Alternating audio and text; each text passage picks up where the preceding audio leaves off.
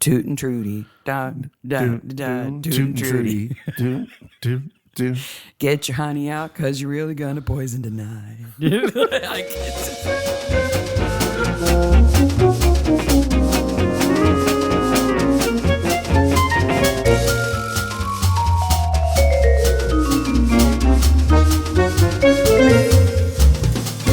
Hey, Maniacs. Hey, Maniacs. Mystery Maniacs is a comedy recap podcast dedicated to mystery TV. Each week, we dig into an episode of a show including the murders, the mayhem, the loonies, and everything else we love. This week, Brokenwood Mysteries, Season 4, Episode 3. The Scarecrow. I'm Scaredy Mark. I'm not Scaredy Sarah. Yeah, I'm not really scared either. I thought this was a lot more scary, but there's a endeavor in which there's a scarecrow. I think that's the scary It's been done more than just once. Yeah, I think You're not afraid of he who walks behind the rose. Oh, I'm terrified of him because I read Stephen King's book when I was a kid. So. There's also a really terrifying David Tennant Doctor Who with scarecrows. Yes. The Family absolutely. of Blood. Yep. That's a scary scarecrow episode. And that's one of the best new Doctor Who episodes. Yeah.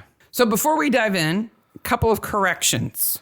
Well, first of all, we're a spoiler podcast. We're going to ruin it. We're going to tell you who did it. If you haven't watched Scarecrow, go watch it and come back. Let your kids run around fields with pellet guns.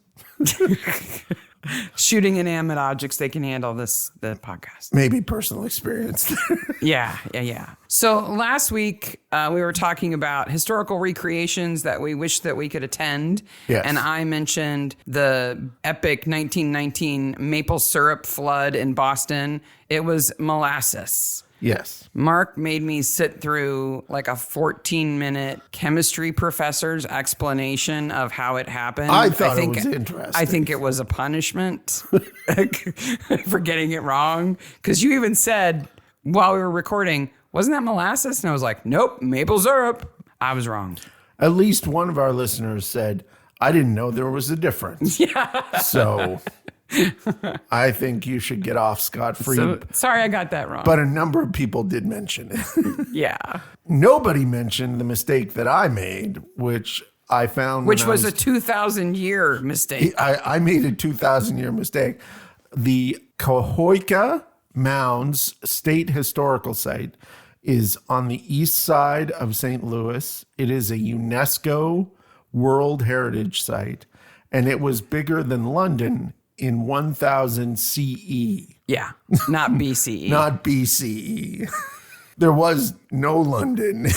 To be fair, it's one letter off. Yeah. You know, is there a B? Is there not a B? It's 2,000 years, but one letter. It's fine. Yeah. A couple things that we've been watching this week before we dive in. We started the new season of Vienna Blood. That's on PBS here in the States. It's season 3. Yep. 3 or 4. It's really good. And they've advanced both the characters in interesting ways. Yeah.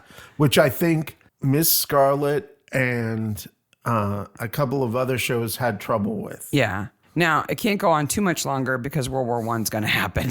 Yeah. It's imminent. And they're in Vienna and they're Jewish and it's going to be bad. Yeah. But in the meantime, it's a really good show. I'm not going to say that it's a light, cozy mystery. No. But wow, is it beautiful. It's really beautiful. That being said about Miss Scarlet, they did do something new in the newest season, and we watched that, and I like it more than I expected I would. I thought it was better. I thought with the Duke leaving, I wouldn't like it anymore, but I do. Yep. It's okay. We also watched Missing You, which is the Harlan Coben miniseries on Netflix. In Grosse Pointe Blank, the main character plays a assassin, and it's played by John Cusack. And he tells everyone the truth in that movie, and no one believes him. Mm-hmm. Okay? It's once you realize that about that movie, it becomes more comical. Yeah. This television show, everyone lies to the main character. That's kind of... And she looks completely shocked every time, like...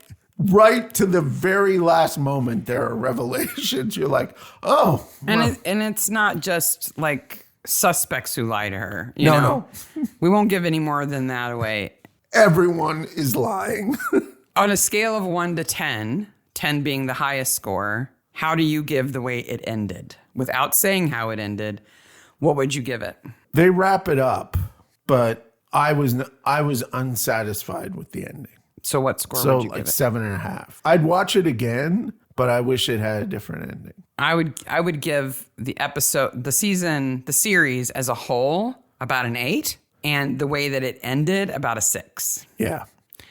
So they do wrap it up. So it's a satisfying, like you find the answers to everything. It's not like that. Yeah. But just prepare if you watch it. It's called Missing You. Prepare to be kind of like, what?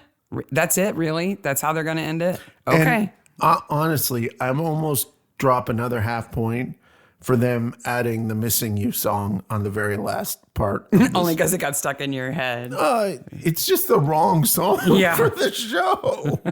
On a better note, we've started watching the new season of the U.S. version of Traitors with Alan Cumming as the host. Again, the first episode, I'm like, oh, they're all reality show celebrities. I'm not really crazy about that. They're always over the top dramatic, but it's grown on me. Yes. Because it's a good show. It's I wish made we me could feel sympathy for the wives of blank. the Wives of Atlanta or the Housewives of Atlanta or whatever. Yep. I wish we could watch the UK version. We like the UK version again. And again, we cannot stress enough. The second season of The Australian Traitor is the single best season of a reality show of all time to the very last second. It is. It really, really is. And I know that it's not a cozy mystery. It's not the kind of thing that we normally cover, but it is an intrigue show. And you just can't beat Alan Cumming. He's just so epic. Yes, Alan Cumming is fantastic. The castle is fantastic. They're in Scotland. Yep. And And there are some regulars of Survivor, Big Brother. Big Brother that we've seen before who I like. Yeah. So it's really fun. So if you need some brain candy, little gossip mongering, backstabbing reality show, it's really fun. If you're watching it in the US or in the UK, let us know. Yeah. Definitely. We'd be curious to know what you all think. Yes. And whether there should be more murders in that show. Because there are murders in that show. Yeah, but they're like, oh, you have to go away. You've been murdered. To another hotel. I don't know. In the last episode, they nailed somebody into a coffin. It was pretty fun. It's fun. So we've been watching stuff, but you got a new book this week, right? I did get a new book because there's this weird thing about me. I've seen every version of The Hound of Baskervilles. Mm-hmm. I've watched every film. I've seen every television show of it. Mm-hmm. I get obsessed with a story and I watch it in all its different forms. Mm-hmm. I have a new one, which is Murder on the Orient Express. Oh, okay. I believe now I've seen every Murder on the Orient Express movie and television show. Now, there are some bad ones. Remember, Elliot Gould. Yeah. 1980s. But now you've got a book that's not just the Agatha Christie, the original. Yes. So I got a graphic novel this week called Murder on the Orient Express, a graphic novel by Bob Al Green. It's beautiful. The text is from Agatha Christie, of course. And where I found out about this, it's a couple of years old, is the Agatha Christie blog, the official one, did a thing on Poirot packing. Mm-hmm. And the illustrations were so beautiful. About how he packed a suitcase when he went on a trip. At the bottom, it was like, you can read more of, if you like Bob L. Green's artwork, you can see more of it in Murder on the Orient Express, the graphic novel. I was like, blah, blah, blah, blah, blah, blah. What? So I bought that right away. It is in what comic parlance is Belgian fine line style. The most famous version of this is Tintin. Yeah. Right? Done by Hergé, who was Belgian. Yeah. And did a fine line style. So if you know what Tintin looks like, this is Poirot done in that style. And it is beautiful. Yeah. And it's the original story. Yeah. Because it's got Agatha Christie's text in it. It has beautiful illustrations and beautiful diagrams of the train cars, and the train looks so good. And I haven't read the whole thing, but I have to say it is extremely true to the original. yeah, It's like what you see in your head while you're reading it. yeah. It's really good. And the Poirot is definitely like, there are some panels I'm like, oh, that's David Suchet. Right Yeah. there. Like, it's a very Suchet Poirot, but the mustache is a very Kenneth Branagh. Branagh. Yeah. So he's small and round. But his mustache goes all the way to his ears. His mustache goes all the way to his ears. I think it's very good. Highly recommend. Yep. All right, you ready to talk about Scarecrow? Let's talk about Scarecrow. It was originally aired the 12th of November, 2017. Josh Frizzle directed this and written by Greg Mickey. I'm just going to say right off the top, Mike Edward, who plays both Philip and Thomas Henderson, has a creative agent. Because they must have approached him and said, you're going to be the victim, and we're going to put fishing line across your face so tight it's going to make a divot in your face. But in exchange, you get to play that character's twin brother and show off your hot bod. Deal? Yep. Deal. And promote your new yoga business. Yeah. Take off your shirt without any prompting whatsoever. Wow, that was a lot of Thrust your pelvis at Sims. Okay, I'll play that part. That's fine. I hope he got paid double. He works extra hard in this episode. And his death scene, he face plants. Oh, man. Yeah. On the floor. And it is clearly him. Yeah, and it's like a concrete breezeway. I wanted him. Well, we'll get there. We give away who did it. Yes. Okay? Yeah. Trudy did it. But that's the interesting part of this to me, because Trudy is a reoccurring regular character who now has had, like, okay, so we love cozy mysteries because other than the people who guest star in the show, everybody returns to normal at the end of the show, right? It's a mixture of drama, of tragedy and comedy. And the reassurance that everything's going to be okay. The people who show up, the guest stars are in a tragedy. The people who do the detecting and the people around them are in a comedy. Yes. This is traditional comedy. Yes. Yeah. Meaning everything returns back to normal at the end. Right. Unless it's the end of the season. And then we're like, Breen, we don't like you much anymore. But when you take a regular character who's supposed to be part of that, everything returns back to normal, and you send them to prison. They change. That's a twist. There's a change. They're experimenting. Yes. So we've got 3 farms, right? We've got Dougie and Trudy. We've got the Henderson farm. Yep, which is in the middle. And then we have the Taylor farm. Yes. They're pie-shaped farms, and where the wedges meet, there's manuka trees and bushes. Because all Maori's last name is Taylor. This is why I've learned. Because they're all related in this show. They're all related. I grumble about that anyway. And they've all got hives. Yes. Right? Because manuka honey is so rare and expensive. And if you believe the ads on the podcasts I listen to, it's like it'll cure brain diseases and arthritis and whatever. I don't know. I learned everything I needed to know, knowing the fact that there is a page for Manuka honey on WebMD. Yeah. I didn't go to said page. But you saw it in the search results. It was the #1 search result. So there's the argument about this, right? And we see Philip have a confrontation with Dougie. I'm going to call him Dougie because I like it. It's always Doug. And then Philip's dead. Yeah. So did you notice first the Scarecrow is made of an incredibly expensive mannequin? Just a mannequin head. It's an ugly mannequin head. Why do you say it's extremely expensive? It's hideous. But we priced out mannequins. Yeah. If you don't need to know If you why. buy it new, they're really expensive. Yeah. So then he doesn't have it for his bees. He has that for his garden. Well, yeah, why would he need a scarecrow for his bees? Yeah, He has it for his vines. He has a vineyard and an orchard. he's a busy dude. He has a nice farm. His little orchard is cute. The little apple trees are covered in apples and they're so cute. They're like short. Yep. They're a little compact. And one fancy Scarecrow stand. I've never seen one with a hinge. No. But it makes sense. It does make sense. They should to all do have it hinges. like that. Yeah. The one we had when I was a kid didn't have a hinge. You had a Scarecrow as a kid? Yeah. I grew up on a farm and had no Scarecrow. Well, there was an empty lot next to our house that my parents bought with our house. Okay. So we had a big garden. Okay. My dad planted a garden every year. So we had corn, tomatoes, green beans, peas. I mean, radishes, carrots, you name it. Yeah, they're normally for grew gardens, it. not big crops. And he always had a Scarecrow out there. And it was usually made out of the clothes that we outgrew, which was really creepy. That's weird. To see the Scarecrow wearing your clothes. Could you look out the window and see it? Oh, yeah. Oh, yeah.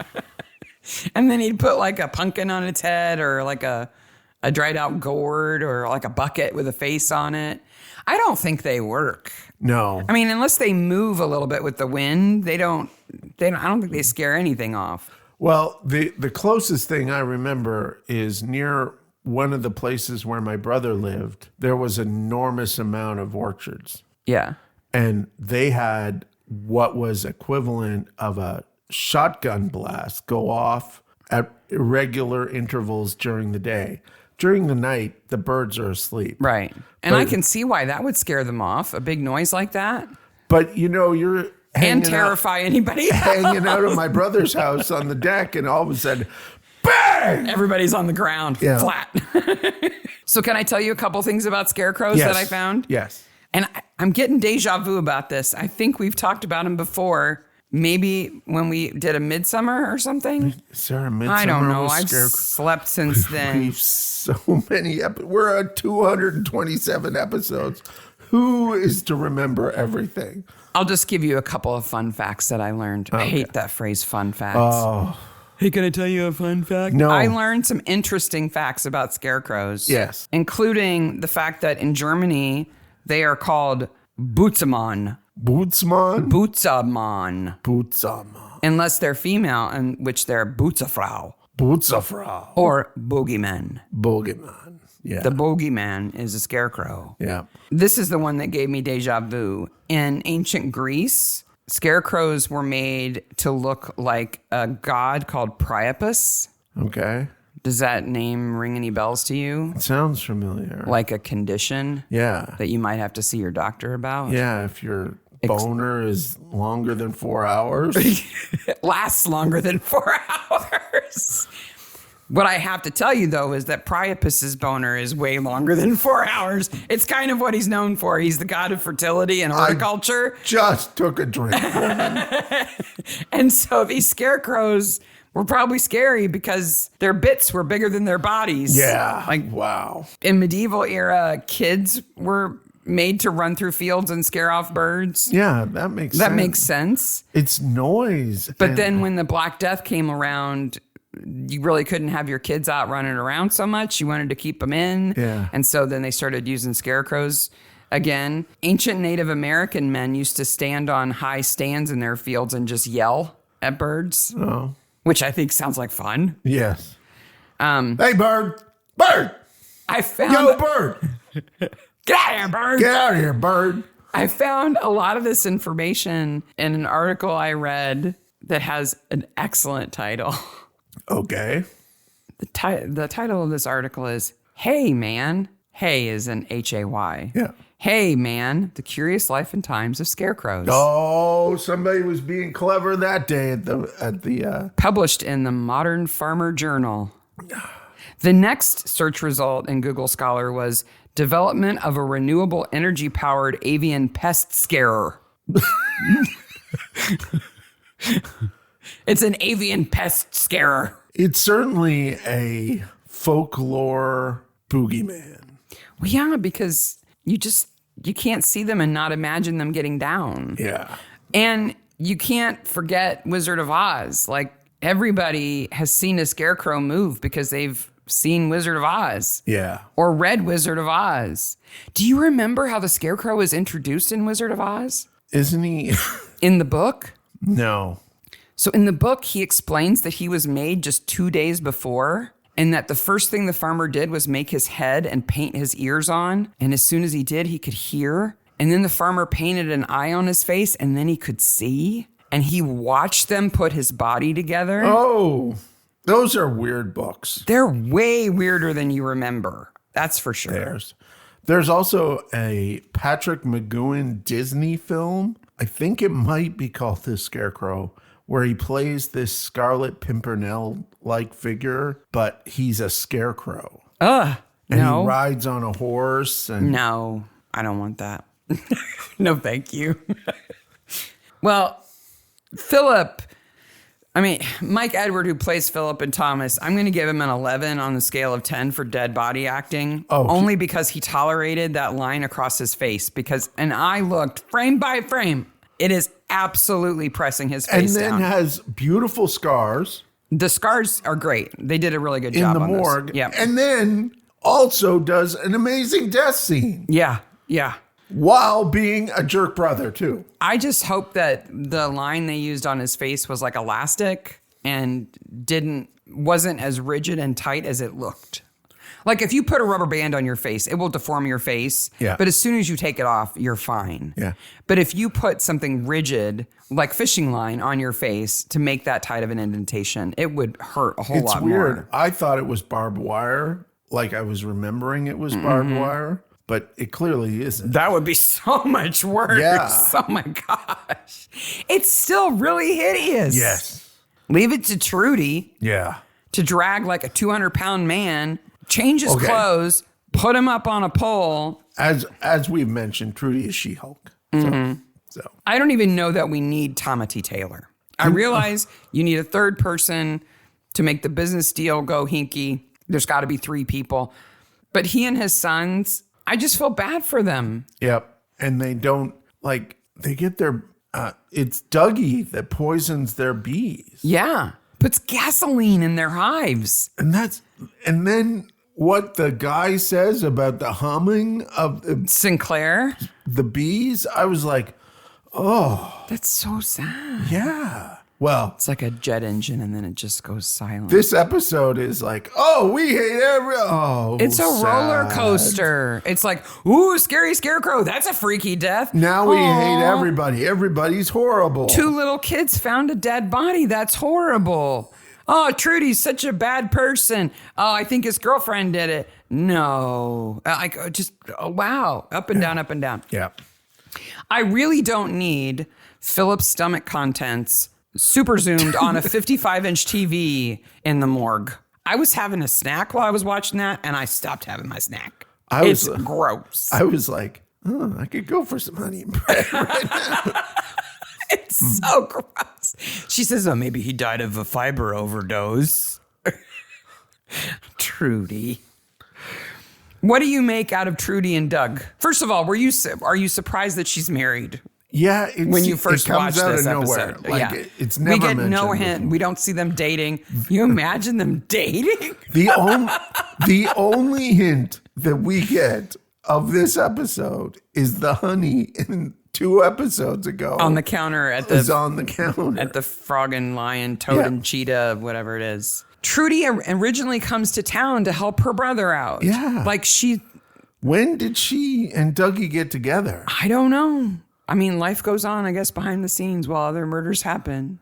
But it feels like they're supposed to have been married for a while, but they couldn't have been because she didn't even live in town until a season ago or whatever. I guess. I don't know. Do you buy them as a couple? It's really easy to sell it as a gold digger, but she cares about Dougie. Yeah. And he's not wealthy. No. And he's a curmudgeon. He'd have to have a lot of money to make it worth that. He's got no kids. Did he have a previous wife? Does he say anything? I doubt it. Wow. He doesn't come across as like gentleman bachelor farmer. Exactly. But I buy it. I think their relationship is believable. They seem to really care about each other, but it also strikes me as 2 fully grown, independent adults who have their own thing, who then get married to each other, that they tolerate one another's quirks and that can happen. Independent things, too. like that can be like, I'm not going to get another chance here. Yeah. I don't imagine the bachelors are banging down Trudy's door. But I can also see, like, we can make this work. You stay out of some of my business and I'll stay out of yours. That's your life. This is my life. This is our life together. Okay. I didn't know if you caught this or not. They don't spend a lot of time together. You never see them together. So, because we know he goes to bed early. Mm-hmm. She works in a bar. Yeah. So breakfast. Let's say that she works 6 to 2, right? So she doesn't see him all night. No. Okay. And he gets up at 6. He gets up at 6. They spend a few hours in bed together. Yeah. She doesn't get up till 9. But then he has breakfast with her because he's just so they he's have there breakfast on the farm. together, and then he goes to work on the farm. Well, they might have lunch together too. Maybe. But they don't spend a lot of time together. No. And that's how some relationships work. I guess. That's why they work, because they're not, living in each other's pockets. When Sims goes to see Kahu. On Smoko! Is he at home? No, he's doing a job because he says the owner said it was okay for me to make a cuppa. Oh, okay. I missed that line. Yeah. Because then they're out on the porch and I'm thinking, this is his place. Like a plumber just happens to be doing plumbing at his own house when you come in. No. He said. Then I'm not upset about her just walking in. It's not his house. No, it's not his house. Because she clearly just walks in. He's doing a job. Yeah. Okay. So then we get the real subplot of this episode, which is Sim's ability to make coffee or not. Because our current theory, Sarah's mostly, is that Sims pretends to make coffee poorly as a way of getting out of it. Or Sims actually is bad at making coffee, hence why she has such an expensive coffee maker, because it does the work for her. Well, here... She makes instant coffee that tastes like tea. That is hard to do. No, it's easy to do. You just don't put enough coffee in it. Oh, I guess. Like the instructions are on the container. She goes, I don't bake. Instant coffee is disgusting anyway. I Yeah. don't know why anybody would have instant coffee. But yeah, as soon as Kahu says Smoko, I'm like, I'm on Smoko, so leave me alone. And then he goes, did you bring any baking? I'm like, wait a minute, there are rules for Smoko? You have to bring baked goods to Smoko? I didn't know there were rules. I thought the whole point was leave me alone. I'm on Smoko. I don't like Dahlia. Maybe it's just because she's a granola, sage locust, organic. They try to make her interesting by making her lie and making her steal the honey. She's so stupid. Where would you steal? Okay, I stole something, so I'm going to display it in my kitchen. Yeah, exactly. What are you doing, woman? Yeah. Now, she is grieving. Yeah. Okay, because like she had her dreams set. But if she didn't have Sims as a best friend, she'd be in prison. If she didn't have somebody looking out for her. Mike and Breen constantly remind her. Like, this girl probably did it. Now, she didn't. No. But she's looking awfully guilty, and a lot of people wouldn't have looked past that. But Sims is actually looking out for her. But she says everything happens for a reason. And I'm just like, okay, I don't like you anymore. I detest that phrase. I know you do. Sometimes everything happens for a reason because you're stupid and make bad choices. And again, Breen and I have the same fears. I think Trudy is also scary. And he gets the collywobbles. Where does that come from? What is collywobbles? It's like flipperty flap. Originates in the early 19th century. Oh, you looked it up? Yep. Okay. Comes from colic and wobble. It's folk etymology. So when you had colic, you got the wobbles, like dizziness from coughing, and now it's means upset it makes stomach, you unstable. Nervous. Yeah. All right. I love that Trudy's garage has a sign that says the honey trap. Yes. She is the least. That's the logo. I know, but she is the least honey trap woman ever. She's like bee repellent. Like she is so outwardly scowly and intimidating. She's never going to work as a honey trap. You know what I mean? Well, okay. So did you see the flyer for the honey? No. Or the sign? So it says it buffers immune system support, creamy Manuka honey. And then it says collected from the New Zealand bush. Okay. Now, from the native New Zealand bush. As opposed to that imported New Zealand bush. I guess. Did you see how much it was? 45 NZ dollars for one of those containers. That's a lot of honey, though. That's a lot of honey, but that's a lot of money, honey. And it's artisanal. So how much do you know about the exchange rate? I don't. It's about $25 US. That's reasonable for that. That's well over 16 ounces of honey in that jar. And it's a cute little jar. It is a cute little jar. Dougie has the best line that is the most country versus city line ever. He goes, he's a townie who dabbled. Wow. You've probably heard farmers say that, haven't you? Yeah. I don't know. I like Trudy and Dougie. They may not see each other very much, but they are on the same script. Oh, and she has a phrase for They are absolutely looking out for each other. They're absolutely looking out for each other. They don't give statements on one another's behalf, and they don't comment on the other one's statement. No. Right? So, like, if you want to know something about Trudy, you ask Trudy. You don't ask Doug. Yeah. Because he's not going to tell you. Nope. And when they ask her to confirm something he said, she's like, well, you're just going to have to ask Dougie. We don't boil our cabbage twice. Yeah. And I love that. That's like, fantastic. We are a team. That's when you know Dougie and Trudy love each other because they are the same person. Yeah. If he says the dog needs to go out, I don't squeeze it to make sure. Like, they're on a team. Yeah. Just like she and her brother are. Well, and she phones. Dougie phones her right at the beginning. Sims is on her way. Yep. He doesn't say anything like, don't tell her this or don't tell her that. Just be aware. And that's when we get to see Sinclair for the first time. Yes. And he's an odd character. You really dislike him at first. You think he's a skeezy businessman confronting Philip at the farmer's market and like trying to undermine his business or whatever. And you're like, who is this scabby guy? But then he actually turns out to be like a legitimate businessman who actually seems to care about bees. Yeah. And know bees. Yeah. It is the change of opinion of people in this episode that I like. Mm-hmm. Speaking of, Philip's brother arrives and is, I'm the city man from the city. It never occurred to me how devastating it would be to lose somebody you love and then have their identical twin show up. Okay. Especially if you'd never met them and they looked that much alike. Yes. That is horrible. Like, how I can't even imagine it. But my problem was Sims stuck at the front of another bad funeral. Yeah. This is 2 now. What is Sims doing that everyone around her is dying?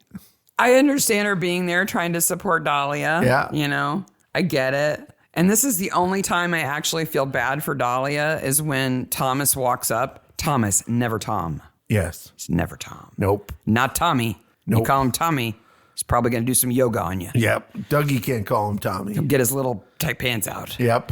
But when he walks up and she's never met him before. Yeah. Oh, They do that really well. The few people in my life who I've lost, I cannot imagine if somebody who looked just like them walked up at the funeral. It would be so upsetting. It would be so weird. And Dougie shows that he's a good guy here. He's a neighbor. We didn't see eye to eye, but he's a neighbor. Yeah. He didn't kill him. Meanwhile, his wife did. Meanwhile, Trudy's like, I got a place to have the party. Yeah. You want to come back and buy drinks off of me? Yep. Mrs. Marlowe made rolls, cheese rolls. She must buy a lot of white bread. She must. I heard he was hung, drawn, and quartered. That's a bit messy. That's a bit now. Yeah. That Mrs. Marlowe says, is it true that the murder happened like this horrible, unrealistic way that it probably didn't? Yes. Well, that's good. Yes. She asks that almost every time now. Yes. You're a good friend, but you make terrible coffee. When somebody who's grieving has to tell you, please, no, don't make me coffee. It's bad. You know it's bad. So the second mystery of this episode is it a pawn shop? Is it a junk shop? Are they a travel agent? Is it a costume store? Are they selling costumes? This place sells everywhere. Did you notice that junk was on the sign? Yes. So Sid, the pawn shop guy, Yep. who we previously thought was also a travel agent, Curios and collectibles. definitely is into selling taxidermy. Completely different store. Completely different.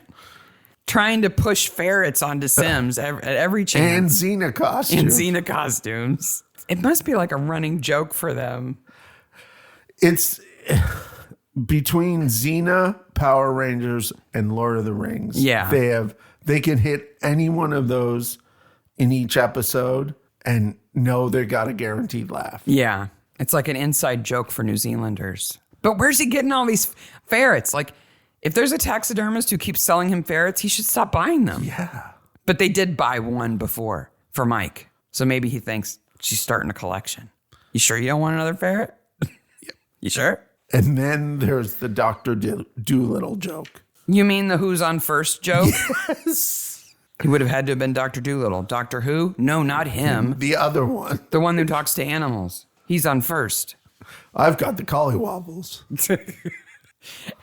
And they talk about the is it a tutu flower Yes. that has tutin poison in it? Yes. And the tutin getting in the honey. Yes. And all the time I'm thinking, I know Trudy did it. And all I could think of is Toot and Trudy. Da, da, da, Toot and Trudy. Do. Get your honey out because you're really going to poison tonight. Like, it's just, I'm so stupid sometimes. It's like tootin' poisoning from tutu flowers, you know. And then Tom the T takes the turn into, I haven't done that since my wife died. Like, Oh, it's my turn to be sad. Me raising my boys all by myself. like, wow. But that junky garage, I was like, I've been in that garage. Thomas T. Taylor's property is just lockjaw waiting to happen. Yeah. Like, it's Tetanusville. Yes. I need to go back to the pawn shop for a second. Okay. If we imagine this is the pawn shop where Sid has always worked, Yes. and I don't know, you used to be able to get there by walking through the travel agent or something. I don't know how that worked. This is the store that was burgled and only taxidermy was stolen. Yeah. You're right. All that other junk The only And goth they- in town only took that? only stole white taxidermy from the junk shop. He's a worse burglar than we imagined when he is ripped the off worst goth. the sky jumping and the place. Worst. All the thief. stuff he could have stolen. Yep. And he goes through and goes, jewelry, no. Expensive collectibles, no. Taxidermy, but only the white ones. Yes. A duck, a dog, a fox, Yep. a ferret. That's what I'm going to take. I gotta tell you, Sarah, when you pawn stuff after you've murdered me, don't use your real name. No, I won't. Okay.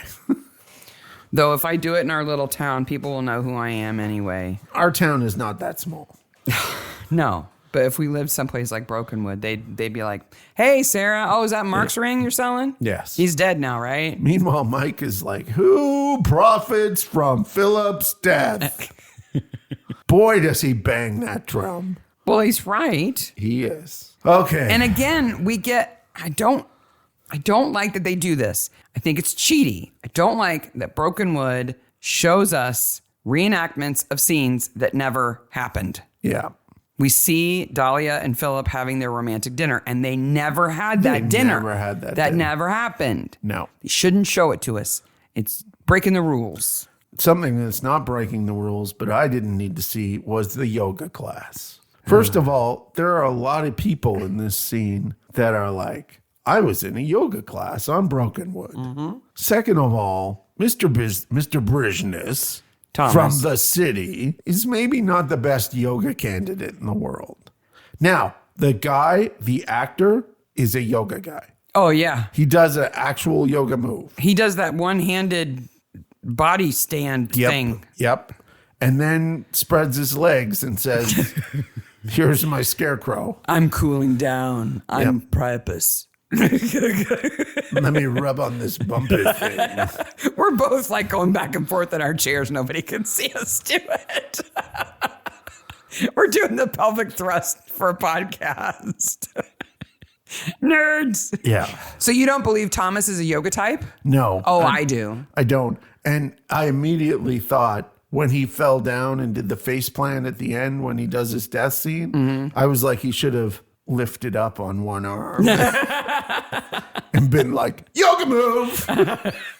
I know a ton of super successful, especially men, businessmen, who treat their bodies like temples and wear a headset and talk about stocks while they do their yoga.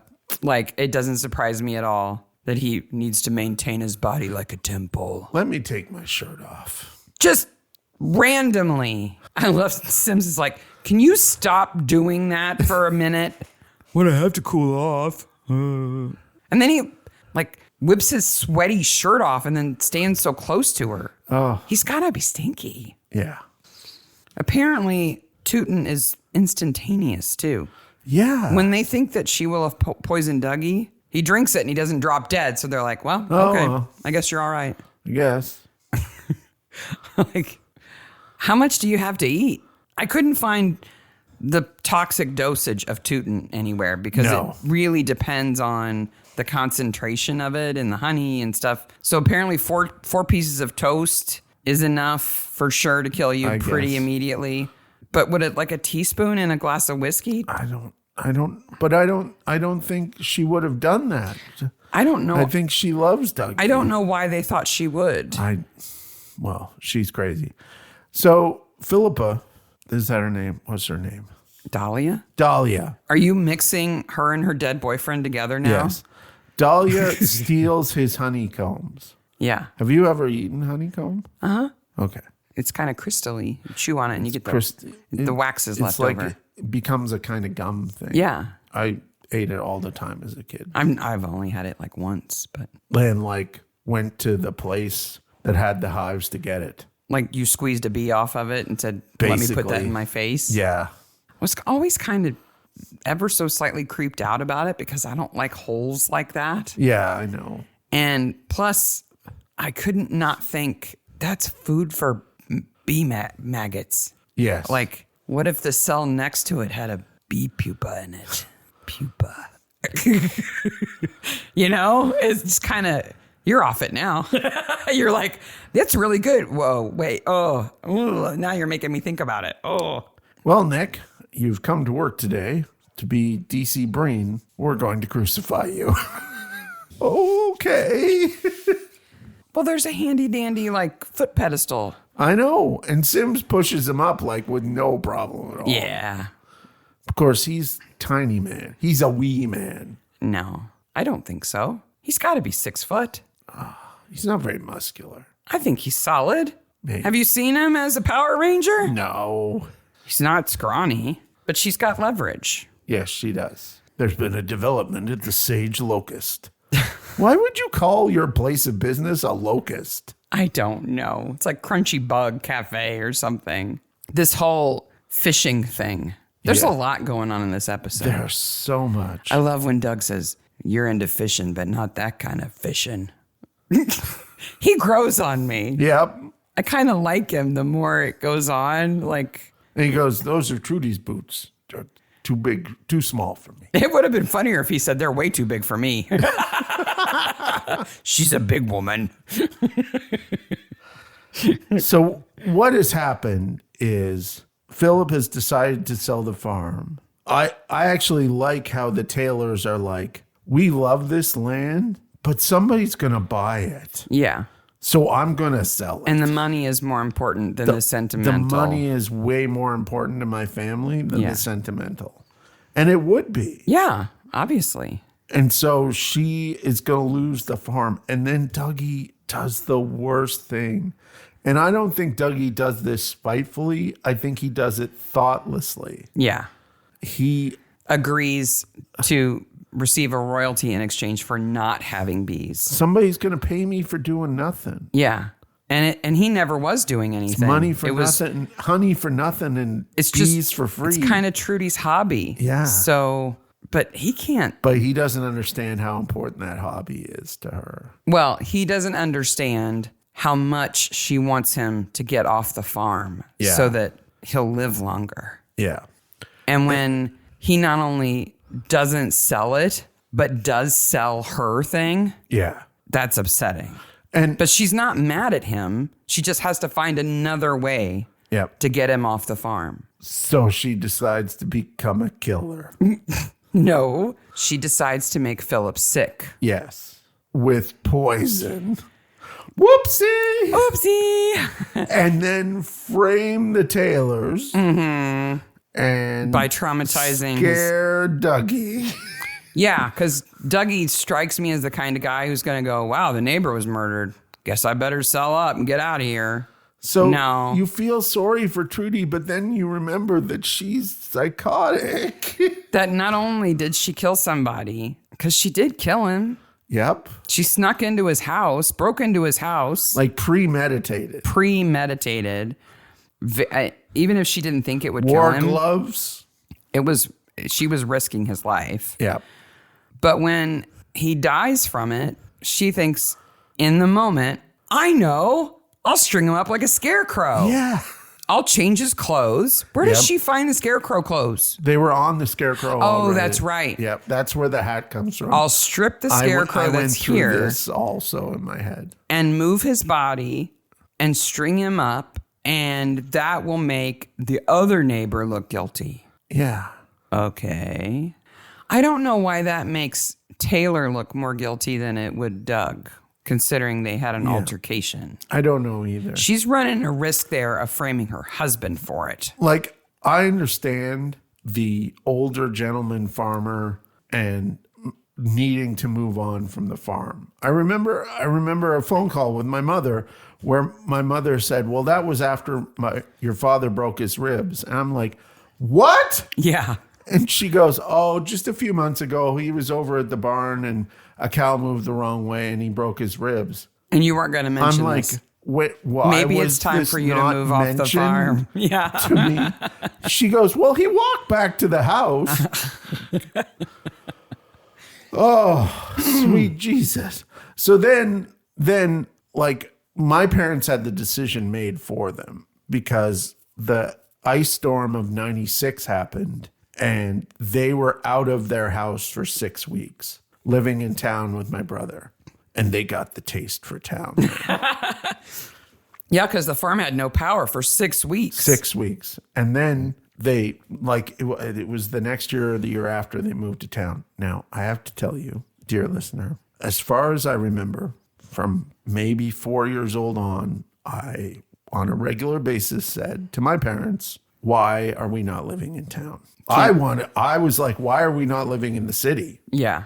You wanted to move to Toronto or something. I wanted to move to New York City. I was like, Can I go live with the Jeffersons can now? I go live with the Jeffersons? They live in an apartment, which is awesome. There are no cows, and their next door neighbor is British. Like, that's the best thing in the world. No, we will never move to town. Then I move out and they move to town. Anyway, I know it puts stress on people, but it does not make people psychotic. No. And I know it's heightened here and everything, but you really feel sad for Trudy here. And we think this is the end of Trudy. But it's not. So do you think they came to her and said, we need to change your character? Or do you think she went to them and said, I want to change my character? Or maybe I'm going to be away for a little while. I think it's that. I think Tracy Lee Gray, who plays Trudy, probably had some reason for needing They a break from the obviously show. like her. And they said, oh, we'll just make you a killer. This will be great. Which is a super brave thing for the writers to do, because they could have just sent her, off on a self-discovery trip or something. They didn't have to turn her into a murderer. No. But they did. This is a permanent change. And to when her she character. comes back, it works. Yep. A killer comes back to town and she's still Trudy. And there's even an episode while she's in prison about her. Yeah. So she's a good actress and it's a good character. I think they you really hate her, like you love her, you hate her, you love her. So I think they really like her as an actress. well, they should. And the character's really good. Yeah. The window in the interrogation room has super powered window blinds Also, that make it a one-way window and soundproof. I also would like to state they need to stop doing interrogations with the door open. There is that too. Because that's kind of illegal. Yeah. I'm going to say mostly illegal. It's probably not okay to have the suspect's husband on the other side of the window either. Yeah. I'm surprised he doesn't knock on the window. Hi, Trudes. That's the only thing he doesn't do is, Trude, shut up, because he's like, oh, she'll be fine. Yeah.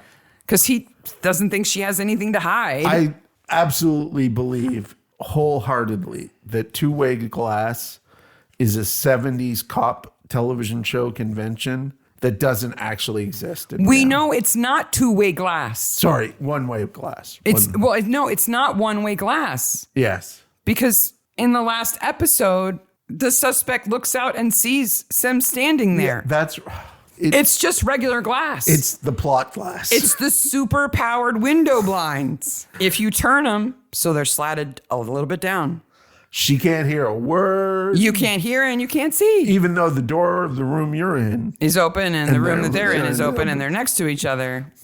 Suspension of disbelief, Mark.